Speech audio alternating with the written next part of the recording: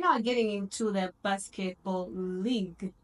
Two straight losses for City Oilers. I don't know if it was just a bad week or if actually our champions are in trouble. Let me talk as a basketball neutral. I think for me it's a good way to start the season because Oilers have dominated the league for so long. Yeah. For Super. so long a time that it created some kind of loss of interest from some of the most ardent basketball fans. So I know, Oilers are going to get their act together and they eventually start winning the games, which they have to win. But I think it's good for basketball that finally there is a certain belief that Oilers can actually be taken on, can be beaten by teams. The big teams and the teams which are not of similar magnitude to, let's say, giant status. Yes. The game against Blazers was very close. Yes, that's a 1 point game. It was a Yes. 1 point game. A 1 point game. 81-80 The more disappointing performance for Oilers was the loss to Jetty. to Jetty Jaguars. Jaguars. And but finally we have to see what Oilers are made of. Yeah. Especially without Oxy, Drileba, and Jimmy. And Jimmy, yeah. So this is So in the 11 championships they've won on the trot, there are seasons when Oilers didn't start well. Actually, most of those seasons they've lost the opening game, and they've bounced back. Yeah, and they've bounced back to win. But they've never lost the opening 2 games. Yeah, not true. Yeah, and also they actually had the guys he's talking about. Oh yeah. So this is in a way, even if there have been other phases of transition before in this Oilers journey, this is the biggest of the transitions they've had to have since they were, dominant champions. So going into this season, it's a huge transition in certain ways. Not because Jimmy and Oxy and Tony are not there, which is partly the reason, but because now those guys are actually back in the league playing for a rival. Yeah. Because Oilers won the league without these guys playing for against them last year. So and listen, Mark, you want to say this because Jimmy, Oxy, and Drileba would really want to beat Oilers. To put one over Oilers, Oilers because of the way in which they exited. Yeah, you could the amount of work they put into that opening game was evident. I mean, Tony started the game as a starter and all, and he was conducting, not just being a playmaker, but also a coach on the team. And Jimmy, despite missing several long minutes within the game, stepped up and was actually more aggressive offensively than I've seen him in recent times. Even at Oilers, in the last seasons, he didn't need to be because he had a lot of weapons around him. Yeah. He didn't need to be as aggressive as he was because he was taking the ball to the hole. He got over 20 points in that game. Against his best friend. He was also coaching. Ben coaching. And he was also coaching. Yeah, but I'll tell you this. You've got to also acknowledge that Oilers didn't have Fayed Valley. Exactly. As well. That's why I was coming to that to tell you that Oilers, you've got to be careful about a few things. One, they're missing players on they've misplaced 3 stars in this, or the more experience of their players actually in these opening games, because most of the guys are new and others have been around for a season or 2. But Fayed Bale and Titus Luwal have been mainstays at Oilers since they came out of UCU. And then they even found Ivan Muhwezi at the club. So Muhwezi is also missing. Those 3 missed these 2 games.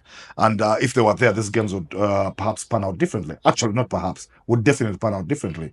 But also, is that because Oilers have a stable structure administratively and all, and also financially, is that usually teams start very well against them, then peter out because of those other off-court problems. Guys are not being paid consistently, so they start to either not show up for practice or not motivated during games or sometimes and all. And then there's even been 1 or 2 cases of match fixing, as you've seen. Somebody is actually banned in the basketball league. That sometimes is the case. Now, Oilers, because of their structure, they will go in strength and strength. Now you look at that roster, the guys who've lost these games out without Fayed Bale and Titus and Ivan. You've got, say, Ben Komakech is a veteran, really. He's starting at point guard, playing really well because he was one of the shining stars on the opening weekend against Blazers. So he's being forced to play a lot more minutes perhaps than he should in the absence of Ivan and Fayed.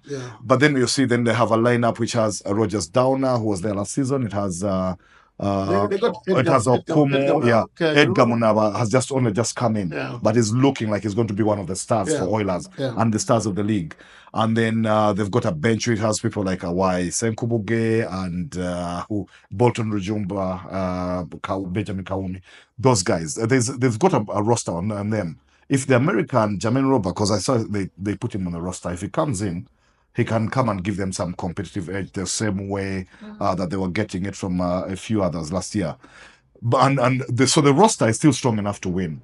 But when I look at the Blazers post roster as well, we have talked about the 3 veterans from Oilers. Yeah. If you add to them people like Peter Obleng, and then the big guy from Makiadi, the big center, and Ochen, and I mean, they've got guys. They've got a roster there that can compete actually, because they really did. I saw that they had a good bench. But yeah.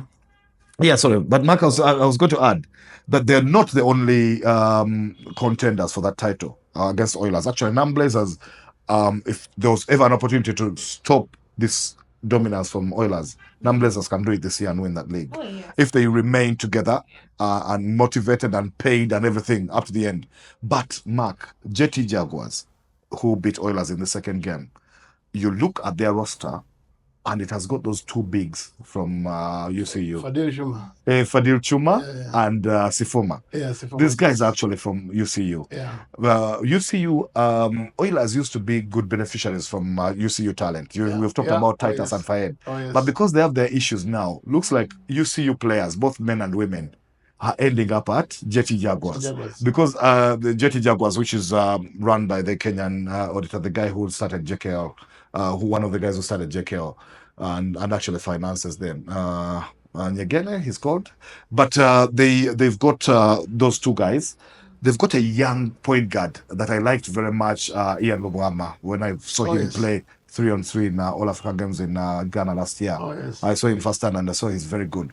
And they've got a few other guys around them. So Mbonyo, yeah, big guy, yeah. So they've got quite the roster as well, and they can compete. And they've got a good coach, Sudi Ulanga, who's also UCU product. Yeah, so knows his way around this league and can actually coach a basketball team. Oh, yes. So Jetty Jaguars and Blazers should challenge City Oil.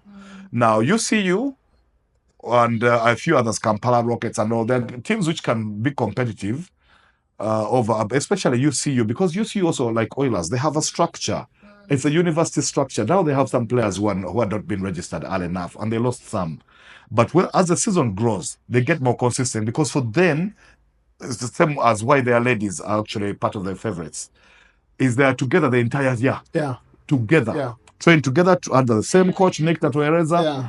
And play together throughout the year. There's stability. Which you can't say for the other teams, which guys come from Chira to come and join up with others from Cham for practice. I've seen Blazers distract a couple of times, including taking on Fuba. Yes. So I'm not really sure that I'm going to christen them as the contenders.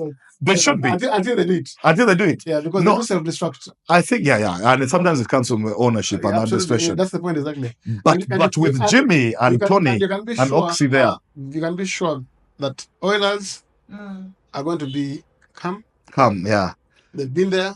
Yeah. They will never self-destruct. Yeah. They work as a team. Yes. And build on their chemistry, build on their fitness and things, and they'll be okay. That is the one advantage. But I think Tony, Jimmy, and Oxy are not going to let Nambrellas derail this season. They can't be part of a team that disintegrates. That's what I want. Their reputations are such that they can't allow it. I don't see them allow it. That's what I want, Mark. And so I hope that it will see the light of day. Yeah, we'll see. So they and Jetty Jaguars should give Oilers a bloody nose. Some of these other teams are actually not so bad. I say UCU if they regroup. KCC Panthers they're not terrible. They should compete. Even the other teams that have dropped. I mean, the FUBA president Nasser has his new team Summit, and then you've got guys like KIU who have been around the league as well.